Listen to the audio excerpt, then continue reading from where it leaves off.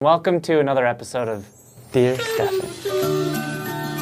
Dear Stefan, how do you go about finding a fulfilling job? Everybody's an employee, not everybody's an entrepreneur. And so whether you're a business owner or you're just an employee at a larger company or a smaller company or you're your own employee, at the end of the day, I think that there's a few things that you should be looking for if this job is really the one for you. Most often, the first thing that comes to somebody's mind about whether or not the job is the right fit is the pay. And of course, we live in a world where you need money to transact in this environment, buy things to further your development in life. So let's say that if the money is good, or even in some cases if it's not, if these other things are there, you might still be in the right job. The second thing that I always like to think about is power or influence. If you are in a job where you do not have and you will never have any power or influence to be able to exact decisions, you probably won't be happy there for very long. And the reason why is because I think as humans, we like to be in control. We like to feel like we're in control of our destiny and that everything isn't coming down our throat, but that we get to speak up, make changes in the company, in the day, in the environment.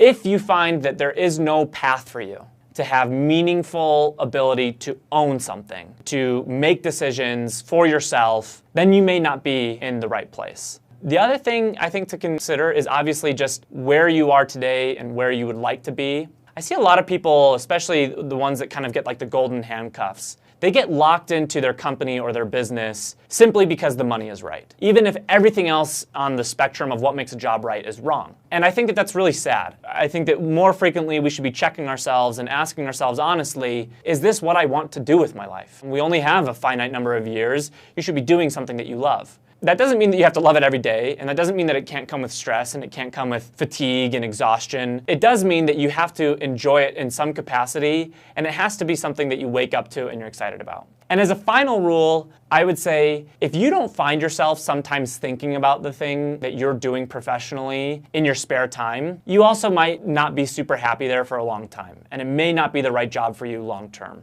I would say that if those other boxes are met, then sometimes the pay thing doesn't matter as much. Sometimes it really is better to take a pay cut, but to be in a position that you have more influence, you get more excited about the work you're doing, you think about the work in your spare time because it's enjoyable to you, you will probably find that you have much higher levels of satisfaction in your job. And so I would say if you find yourself thinking about it when you're sitting on the pot, if you find yourself thinking about it when you're laying in bed at night, you're probably getting closer to being in your dream job, something that you have extra energy and it flows naturally through you, and it isn't something that you have to wake up every morning and roll out of bed and feel like, why do I have to go into work today?